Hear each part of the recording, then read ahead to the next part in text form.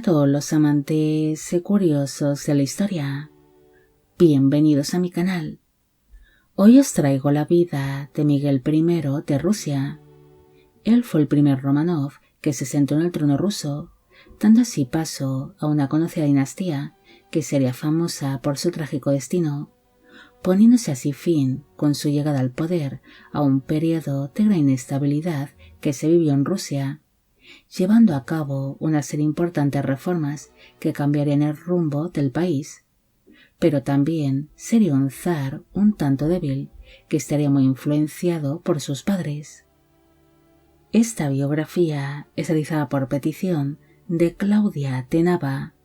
Cristi, Paula Guimarães, Michael Antonio, el magnánimo 1825 y Fancy Isa. Miguel Fyodorovich Románov nació el 21 de julio de 1596 en la ciudad de Moscú, en el Zarato moscovita, actualmente en Rusia. Fue hijo del boyardo Fyodor Nikitich Románov y de la esposa de este, Ksenia Ivanovna Sestova. El matrimonio tuvo 6 hijos en común, siendo Miguel el penúltimo de sus vástagos. El niño descendía de una buena familia caída en desgracia.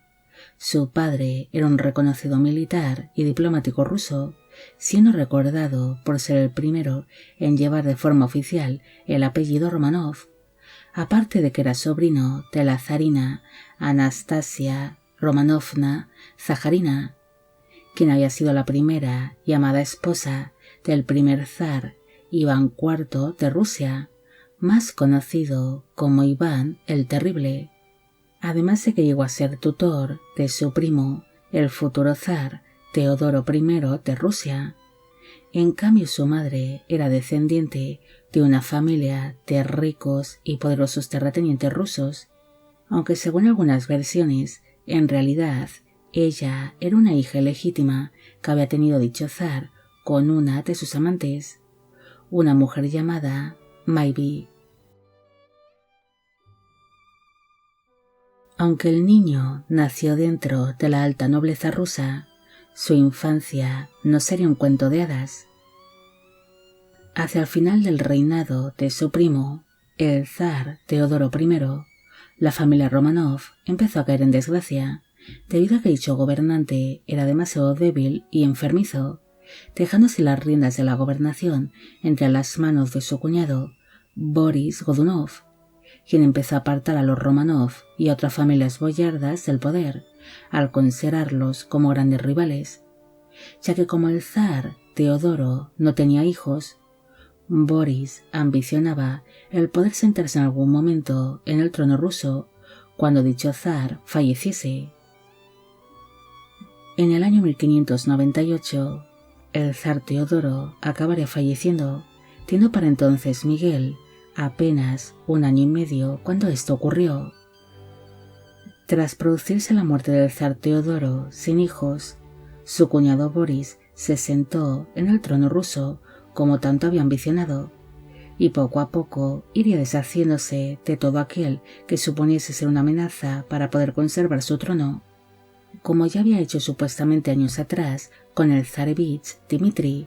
que era medio hermano del fallecido zar Teodoro I, nacido del último matrimonio del zar Iván el Terrible con la zarina María Nagaya, siendo este zarevich degollado en cuestión de segundos ante un despiste de su madre. Una a una fueron cayendo distintas familias boyardas ante el zar Boris, hasta que finalmente les tocó a los Románov. El nuevo gobernante consideraba que los Románov eran bastante peligrosos para su trono, ya que estaban estrechamente relacionados con la anterior dinastía reinante, los Rurik. Por esa razón, decidió tomar medidas contra ellos, llegando a acusar falsamente a Fyodor Románov de traición. Miguel vería cómo sus padres fueron separados a la fuerza y serían encerrados cada uno en un monasterio distinto, siendo así obligados a tomar los votos y a llevar una vida monástica. Su padre, Fiodor, fue obligado a cambiar su nombre por el de Filareto y fue encerrado en el monasterio de Antonievo Siski, lugar donde se vería forzado a llevar una vida basada en la pobreza y donde otros monjes le harían la vida imposible, pasando allí los peores años de su vida. En cambio, su madre fue llevada a un convento lejano, donde fue obligada a tomar los hábitos bajo el nombre de Sor Marta, aparte de que sería separada de sus hijos,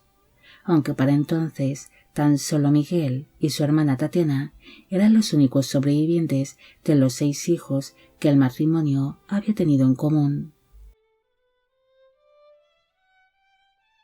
Al ser sus padres encerrados en distintos monasterios, Miguel y su hermana fueron acogidos por una tía suya llamada Marta Nikitichina Cherkasakaya, quien llevaría a ambos niños en secreto hasta una aldea cercana a la ciudad de Belosorsk, lugar donde los Romanov aún conservaban una de sus residencias. Pero en aquel lugar los hermanos pasaron mucha hambre y frío,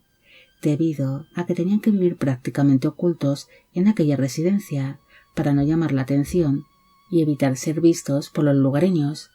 pasando allí varios años bajo el cuidado de distintas tías y parientes suyos.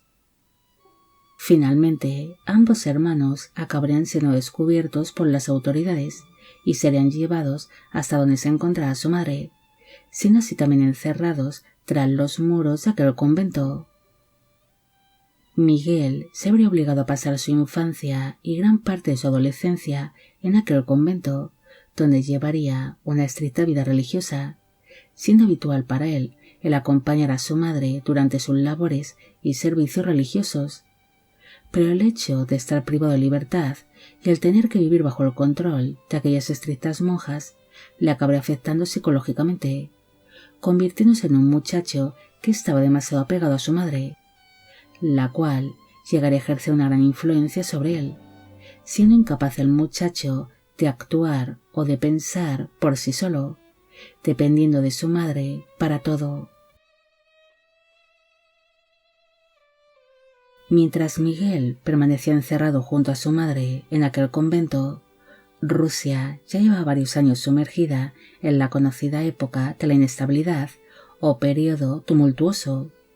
un periodo bastante inestable que duró 7 años y donde se vivieron una serie de persecuciones, invasiones, disturbios, intrigas palaciegas, luchas por el poder y cambios de gobierno,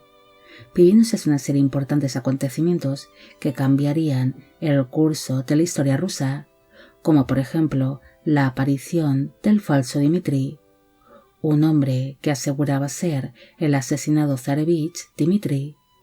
logrando cruzar la frontera polaco-rusa en el año 1604 con la ayuda del ejército ruso, ya que muchos soldados creyeron sin dudar su historia, uniéndose así a su causa. Cuando las tropas del falso Dmitri se estaban acercando a la ciudad de Moscú, el zar Boris falleció a causa de una serie de problemas cardíacos, convirtiéndose así el hijo de el zarevich Teodoro, en el nuevo zar de Rusia, bajo el nombre de Teodoro II. La muerte de Boris permitió al falso Dmitri el entrar prácticamente sin problemas a Moscú, realizándose una entrada triunfal a dicha ciudad, debido a que los boyardos y el pueblo creían su historia, considerándole como el legítimo heredero del trono ruso. Dmitri y sus hombres tomaron rápidamente el Kremlin, ordenando arrestar rápidamente al joven zar Teodoro II y a su madre, la zarina María Skuratova-Belskaya, los cuales acabarían siendo asesinados, siendo el trono ruso ocupado por el falso Dmitri, aunque su reinado apenas duró 10 meses, debido a que según fue desarrollándose su breve mandato, muchos empezaron a sospechar de que en realidad era un impostor, además de que sus políticas y los cambios que quería hacer dentro de Rusia no gustaron demasiado ni al pueblo ni a los boyardos. Un día, un grupo de conspiradores que eran liderados por el boyardo Vasilio Ivanovich Shuisky irrumpieron en el Kremlin con intención de dar muerte al zar, algo que ocasionó que el falso Dmitri decidiese saltar desde una de las ventanas del palacio con el fin de intentar escapar de los asaltantes. Pero desgraciadamente se rompió una pierna con aquel salto y acabaría siendo asesinado. Tras producirse la muerte del falso Dmitri, el boyardo Vasilio Shuisky fue elegido como el nuevo zar de Rusia bajo el nombre de Basilio IV, pero su mandato de 4 años estuvo plagado de rebeliones, conspiraciones y de intentos de usurparle el trono, siendo finalmente depuesto como zar en el año 1610. Tras quedarse el trono vacío de nuevo, el Consejo de los 7 boyardos decidieron reconocer como zar al príncipe Ladislao Vasa, quien era el heredero del trono polaco y tan solo tenía 15 años de edad en ese momento, pasando a ser conocido como Ladislao I de Rusia. Pero su nombramiento no fue bien aceptado por una parte del pueblo y de la nobleza rusa, debido a que para entonces Rusia y Polonia estaban enfrentados, y que un miembro de la familia real polaca se sentase en el trono ruso sería considerado como un gran insulto. Estallándose una serie de disturbios en el año 1611 que ocasionó que se incendiase la ciudad de Moscú, sobreviviendo el Kremlin a este gran incendio casi de milagro. Pronto, muchas ciudades y poblaciones rusas se negaron a permanecer bajo el control de la corona polaca, surgiendo numerosos levantamientos por tierras rusas, estando Rusia al borde de una gran guerra civil. Ante la gran confusión e inestabilidad que se estaba viviendo en Rusia, el Consejo de Boyardos se volvería a reunir en distintas ocasiones para intentar poner una solución a esta situación, ideándose al elegir a un nuevo zar. Pronto le propusieron a distintos altos cargos militares y príncipes rusos la posibilidad de sentarse en el trono ruso, pero ninguno de estos se mostró interesado y rechazaron tal ofrecimiento ante el caos que estaba reinando en el país en ese momento. Ante tales negativas, se empezó a buscar a un nuevo candidato entre las antiguas familias boyardas de Rusia, estudiando así sus árboles genealógicos. Es así como dieron con el joven Miguel, quien permanecía todavía encerrado junto a su madre en aquel apartado convento. La candidatura de Miguel pronto se volvió muy interesante, debido a que él no solo descendía de una antigua y prestigiosa familia boyarda, sino que estaba estrechamente emparentado con la antigua dinastía Rurik. Él había sido primo en 2º grado del fallecido zar Teodoro I, además de que era sobrino nieto de la zarina Anastasia Romanovna Zaharina, aparte de ser un supuesto descendiente legítimo del zar Iván el Terrible por vía materna.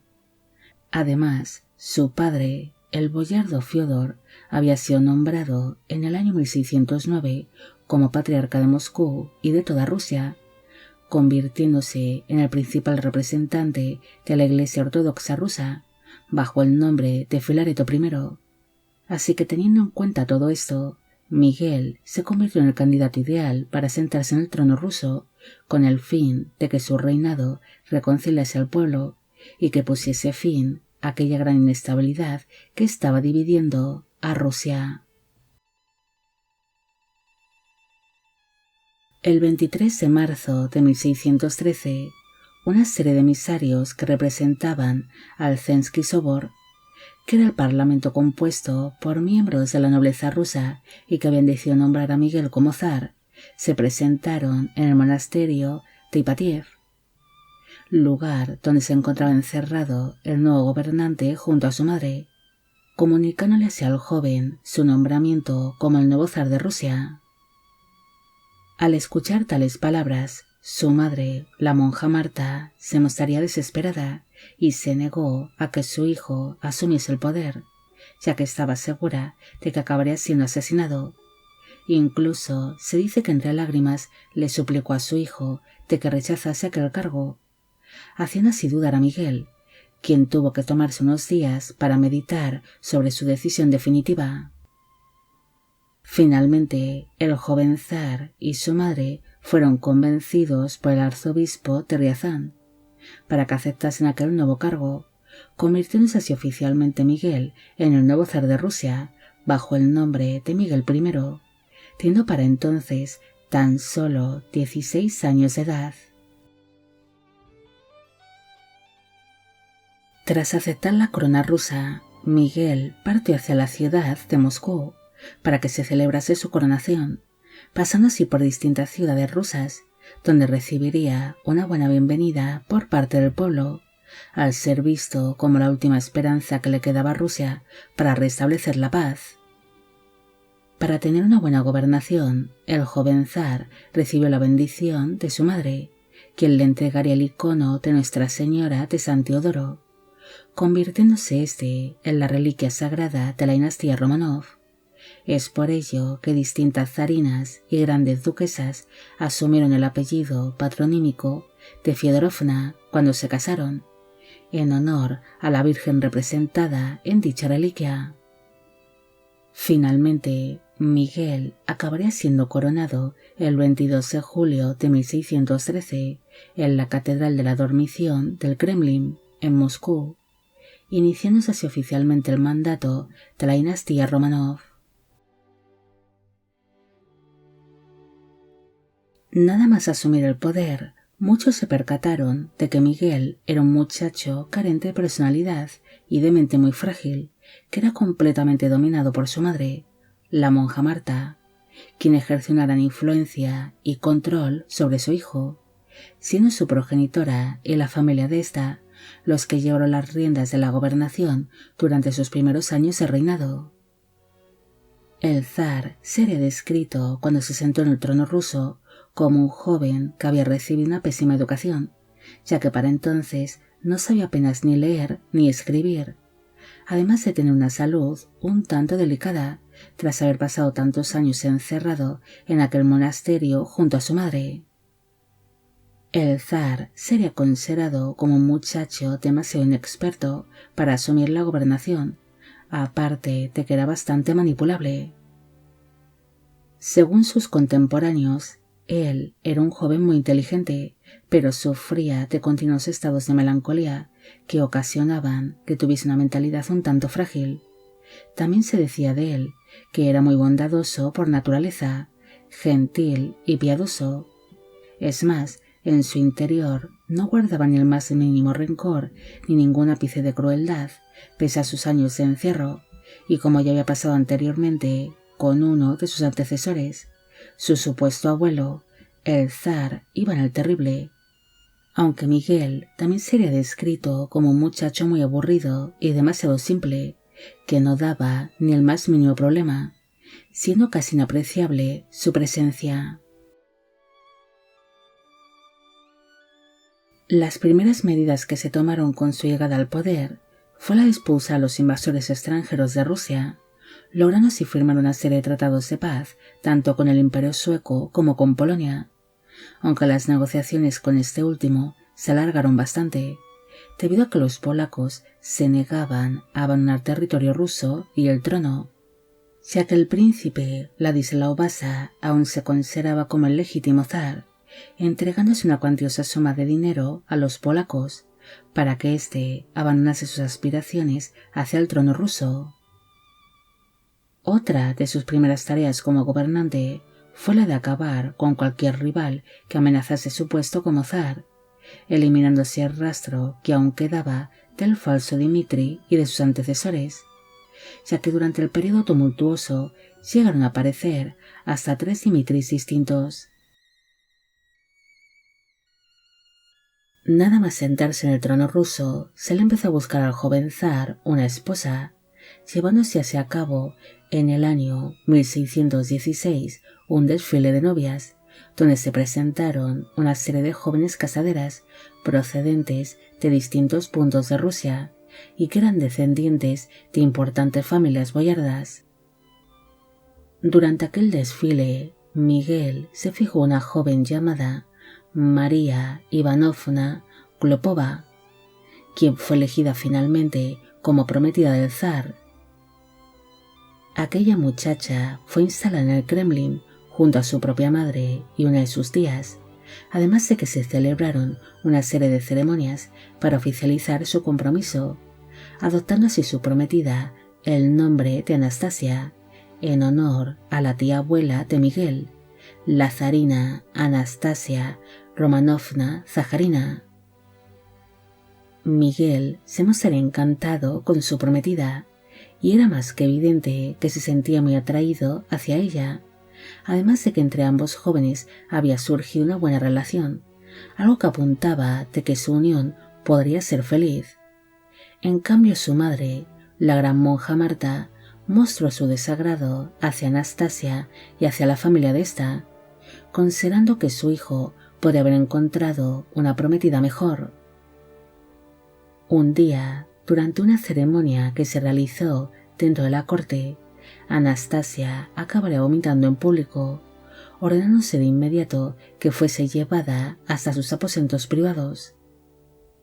Pronto, los opositores de su prometida aseguraron que Anastasia se encontraba enferma y que esto podía afectar a su fertilidad, aconsejándose al zar de que rechazase a su prometida y que se buscase una esposa más saludable. En realidad, Anastasia no se encontraba enferma. Según algunas versiones, ella había comido muchos dulces antes de hacer su aparición pública, algo que le revolvería el estómago. Aún así, la princesa sería puesta bajo el cuidado de los Saltykov, que era la familia materna del joven zar y quienes llevaban la voz cantante dentro de la gobernación de Rusia. Pero mientras permanecía su prometida bajo el cuidado de tales parientes, estos la dieron de beber una serie de brebajes que la enfermaron aún más, algo que fue ideado para demostrar que realmente era una joven enferma y que no podría darle hijos al zar. Ante esta situación, Anastasia fue descartada como prometida y fue exiliada en Siberia, algo que fue muy doloroso para Miguel, debido a que se había enamorado profundamente de su prometida, tanto que incluso años después aún soñaba con reencontrarse con ella y poder casarse con su amor de la adolescencia, llegando a jurar ante Dios que solamente se casaría con Anastasia. En el año 1619, el gobierno ruso consiguió que el padre del zar, Filareto, fuese liberado, debido a que éste llevaba casi 9 años como prisionero de los polacos, viviéndose un emotivo reencuentro entre padre e hijo, entregándole de nuevo a su progenitor el cargo de patriarca de Moscú y de toda Rusia. El regreso de su padre ocasionó que éste asumiese las riendas de la gobernación, iniciándose una especie de cogobernación junto a su hijo, siendo su padre conocido dentro de la corte rusa como el Gran Maestro o el Gran Príncipe, mientras que su madre era conocida como la Gran Monja. Miguel quedó en un segundo plano dentro de la gobernación de Rusia, convirtiéndose más bien en una simple figura representativa de la corona rusa y de su dinastía, siendo su padre quien realmente gobernaba, siendo un hombre mucho más ambicioso y capacitado que su hijo. Durante la gobernación de su padre, este se dedicó a recaudar el mayor número posible de impuestos para reformar el país, mejorando así la administración y las finanzas, además de que estableció una serie de alianzas con los suecos, logrando que estos enseñasen a los soldados rusos una serie de nuevas estrategias militares. También se abriría al extranjero, estableciendo una serie de alianzas comerciales con distintos países europeos, como es el caso de Inglaterra y los Países Bajos, aparte de que combatió la corrupción y estableció una importante fábrica de armas en Tula. Mientras su padre se dedicaba a las tareas de la gobernación, Miguel se centró en sus pasatiempos favoritos. Él era conocido por su gran piedad, siendo habitual el verle participando en distintas ceremonias religiosas o asistiendo a misa. También era un gran apasionado de la naturaleza, llegando a realizar con sus propias manos labores de jardinería. Además de que uno de sus pasatiempos favoritos era la floricultura, llegando a cultivar hermosas y vistosas flores. Miguel también sentía una gran pasión por la equitación y la cría de caballos, pero desgraciadamente durante su juventud sufrió de una aparatosa caída de su caballo, algo que le ocasionó una serie de lesiones que le acompañarían de por vida y que le acabarían ocasionando problemas de movilidad con el paso de los años, además de sufrir de intensos dolores, desarrollándose un trastorno musculoesquelético que le provocaría intensos dolores y estados de parálisis temporales. Tras pasar algunos años como soltero, se empezó a plantear un nuevo casamiento para el zar,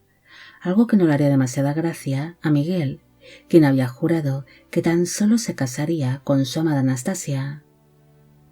En un principio, su padre, el patriarca Filareto, propuso la idea de casar a Miguel con la princesa Dorotea Augusta de Schleswig-Holstein-Gottorp, quien era sobrina del rey Cristian IV de Dinamarca, intentando así establecer con tal casamiento una alianza con la corona danesa, además de que dicha princesa era también sobrina de la reina consorte de Inglaterra y de Escocia, Ana de Dinamarca, algo que también podría mejorar las alianzas comerciales que su progenitor había establecido con la corona inglesa. Pero Dorotea Cristina acabó rechazando tal propuesta matrimonial, debido a que se negaba a cambiar su nombre y de creencias religiosas para ser zarina. Tras este compromiso fallido, se empezó a negociar con la corona sueca un nuevo casamiento, intentando así comprometer al zar con alguna pariente del rey Gustavo II Adolfo de Suecia, pero estas negociaciones matrimoniales no llegaron a buen puerto. Tras producirse este segundo fracaso, su madre, la gran monja Marta, había actuado por su cuenta y había elegido personalmente como prometida de su hijo a la princesa María Valdimirovna Dolgorukova, siendo considerada por su madre como la candidata ideal por las conexiones familiares que ésta mantenía con otros miembros de la corte y con la antigua dinastía reinante Rurik. El 19 de septiembre de 1624 se hizo la boda entre Miguel y la princesa María en la Catedral de la Dormición del Kremlin de Moscú. Para entonces él tenía 28 años de edad en el momento de la unión y ella unos 16. Al día siguiente de haberse celebrado su boda, su esposa María no pudo asistir a los festejos celebrados en honor a los recién casados, tras quejarse de unos fuertes dolores que le impedían permanecer de pie, quedándose a siesta en sus aposentos mientras se celebraban tales festejos en su ausencia, siendo esta situación considerada como un signo de mal augurio. Tras este incidente, no se volvió a mencionar nada sobre la salud de la nueva zarina en las crónicas de la época, pero 4 meses después de haberse celebrado su boda, la zarina acabaría falleciendo. No se recogen muchos datos sobre la muerte de María en los escritos de la época, tan solo existe una serie de versiones sobre el motivo de su fallecimiento. Uno de estos dice que la joven zarina fue envenenada por los opositores de su familia. En cambio, otras versiones sugieren que murió a causa de un aborto tardío, ya que parece ser que se pudo haber quedado embarazada al poco de casarse. Fuera como fuese, la misteriosa muerte de la zarina provocaría una serie de habladurías que decían que los zares habían sido castigados por no haberse casado Miguel con la mujer que realmente amaba y con quien había prometido casarse, su antigua prometida Anastasia. Surgieron así numerosos rumores que decían que la dinastía Romanov estaba maldita. Se sabe que Miguel intentó casarse con su ex prometida en varias ocasiones, pese a la prohibición de sus padres. Incluso antes de casarse con su primera esposa María, el zar se negó a contraer tal casamiento, asegurando que había jurado ante Dios que se casaría con su amada Anastasia, fuese como fuese, algo que ocasionó que se reanudase todo aquel proceso para casar a ambos jóvenes. Pero una vez más, su madre, la monja Marta, aseguró que Anastasia era una mujer enfermiza que no podría darle hijos al zar. Pese a tales palabras, Miguel intentó una vez más casarse con Anastasia, algo que provocaría una enorme discusión entre madre e hijo, llegando a amenazar la gran monja Marta el abandonar la corte rusa si Anastasia se convertía en zarina. Finalmente, ante tal amenaza, Miguel acabará aceptando su casamiento con la desdichada María, casándose a regañadientes con ella. Por esta razón, él estaba realmente convencido de que estaba maldito, tras surgir los rumores que decían que la dinastía Romanov estaba maldecida por no haber cumplido con su promesa, algo que le acabaría provocando severos estados melancólicos. Deprimido y dominado por su madre, Miguel acabará aceptando contraer un nuevo casamiento a voluntad de su progenitora, celebrándose así un nuevo desfile de novias, donde se presentaron más de 60 candidatas. Durante aquel desfile, el zar volvió a ilusionarse con una de las candidatas, enamorándose a primera vista de Eudoxia Lukayovna Strisneva, una noble rusa que descendía de una pequeña familia de terratenientes de la región de Kaluga. Eudoxia no llegaría a estar entre las finalistas de aquel desfile, siendo descartada junto a otras jóvenes, pero Miguel logró convencer a su madre para volver a examinar a las candidatas descartadas, debido a que no le gustaba ninguna de las finalistas, siendo así Eudoxia de nuevo examinada por su gracia, su belleza y amabilidad, colándose entre las finalistas para satisfacción del zar. Finalmente, Miguel acabará eligiendo a Eudoxia, la cual no era una de las candidatas favoritas, una elección que no gustó para nada a sus padres, quienes consideraban que el gobernante solo había elegido a su futura esposa por un capricho amoroso, en vez de elegir la mejor opción política para la corona rusa. Mientras se organizaban los preparativos de su segundo enlace, Miguel se empezó a impacientar debido a que su prometida, Eudoxia, tardó bastante en instalarse en los aposentos privados que se habían acomodado para la futura zarina. Incluso fue nombrada como zarina 3 días antes de que se celebrase su boda con el zar, algo que no era habitual, siendo esto una de las exigencias de la familia de la joven novia para asegurar su posición, ya que eran sabedores que Eudoxia no era del agrado de la madre de Miguel y temían que le pasase lo mismo que la desdichada Anastasia. Finalmente, el 5 de febrero de 1626 se celebró la boda entre Miguel y Eudoxia en la Catedral de la Anunciación del Kremlin de Moscú. Para entonces, él tenía 29 años de edad en el momento de la unión y ella unos 18. Pronto, los recién casados estuvieron completamente dominados por su madre, la gran monja Marta, siendo ésta quien controlaba los encuentros entre ambos cónyuges, además de dirigir sus vidas.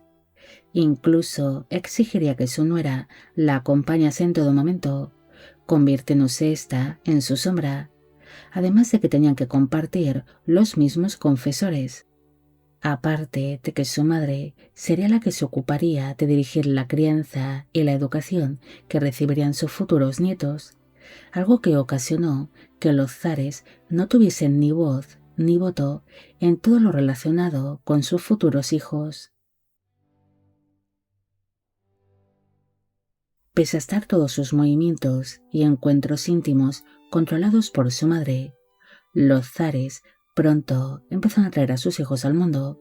quedándose su esposa Eudoxia embarazada a los pocos meses de haberse casado, alumbrando así en la primavera de 1627 a una niña que se llamó Irina, pero esta desgraciadamente se quedó soltera de por vida.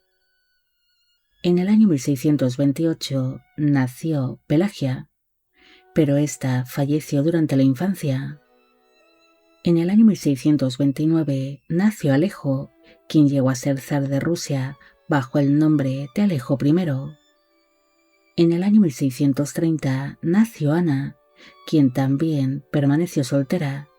haciéndose monja hacia el final de su vida. Entre los años 1631 y 1634 nacieron Marfa, Iván y Sofía, pero todos ellos murieron durante la infancia. En 1636 nació Tatiana, pero esta también permanecería soltera. En el año 1637 nació Eudoxia, pero esta falleció al poco de nacer, y en el año 1639 nació Vasili, quien falleció con tan solo un mes de vida. El matrimonio tuvo 10 hijos en común,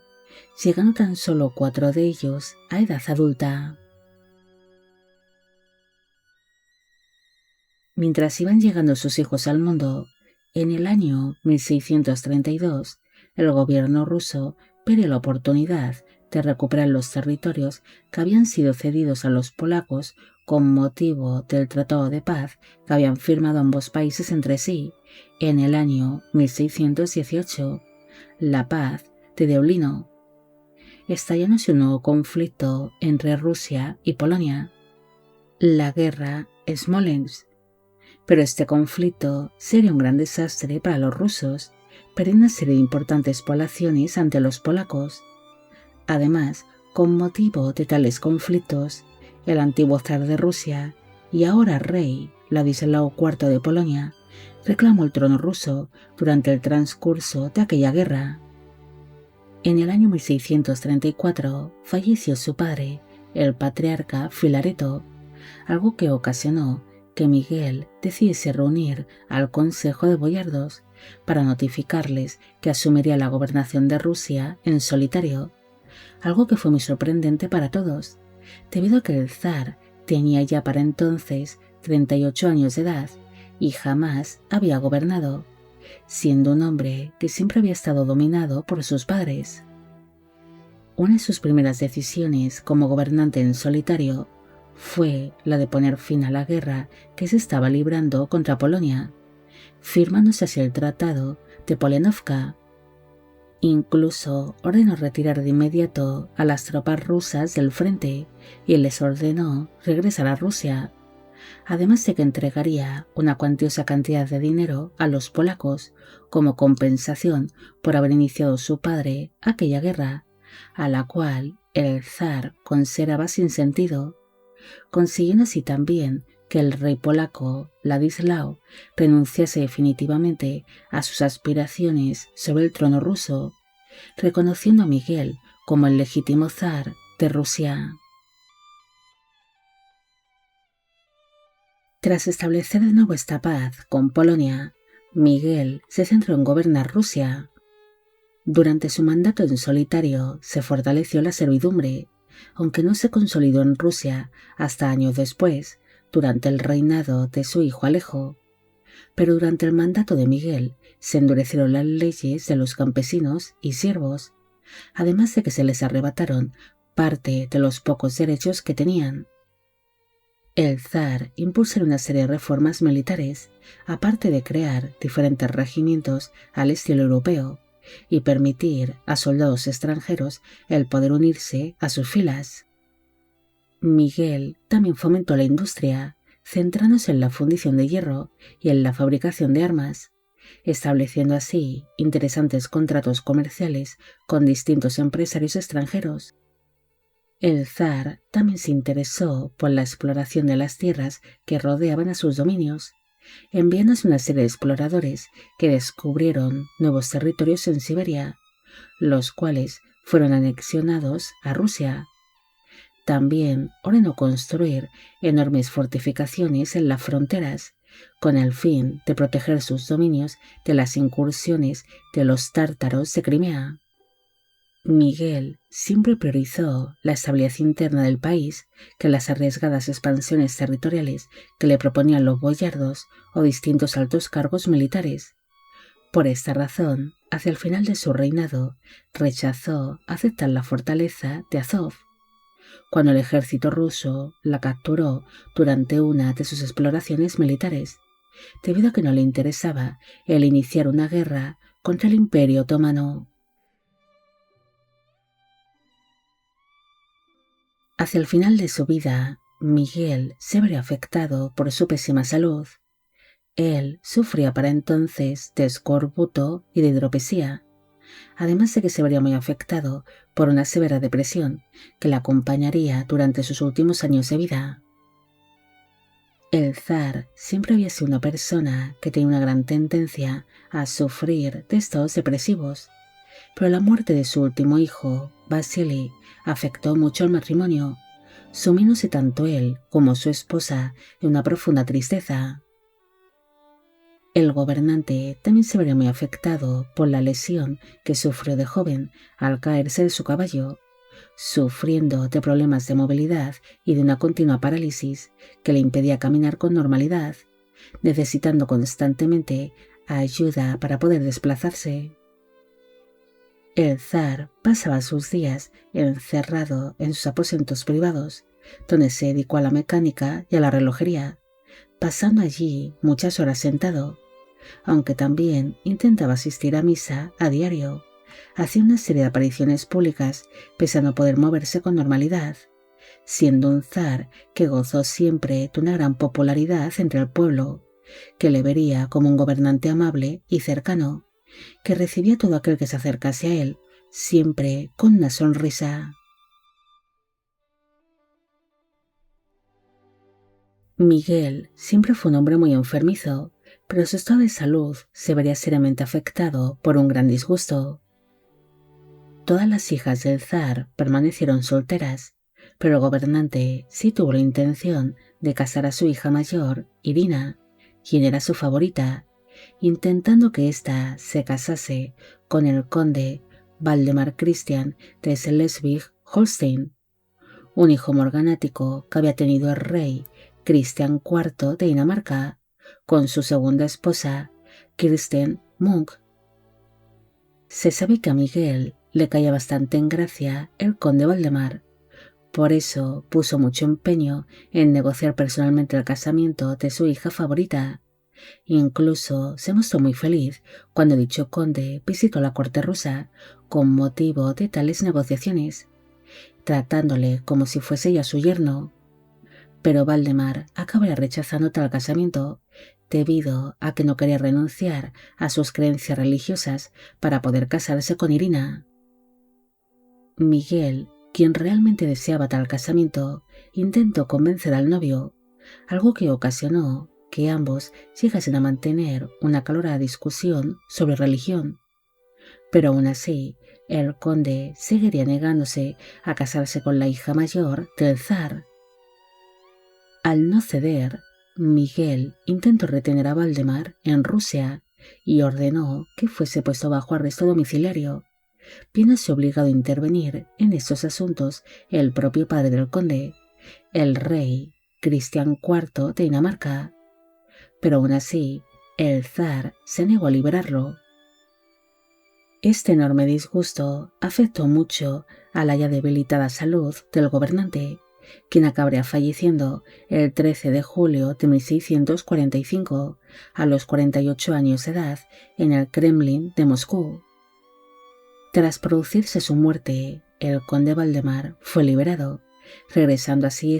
a Dinamarca para continuar con su vida. En cambio, su hija Irina permaneció soltera para el resto de su vida. La muerte del gobernante fue devastadora para su esposa Eudoxia, ya que ambos habían estado muy unidos durante todo su matrimonio. Además, su esposa seguía sumida en una profunda tristeza tras la muerte de su hijo Vasily, siendo el fallecimiento del zar lo que la acabaría rematando, muriendo de pena tan solo un mes después que su marido. Los restos mortales de Miguel descansan en la Catedral del Arcángel Miguel del Kremlin de Moscú, en Rusia.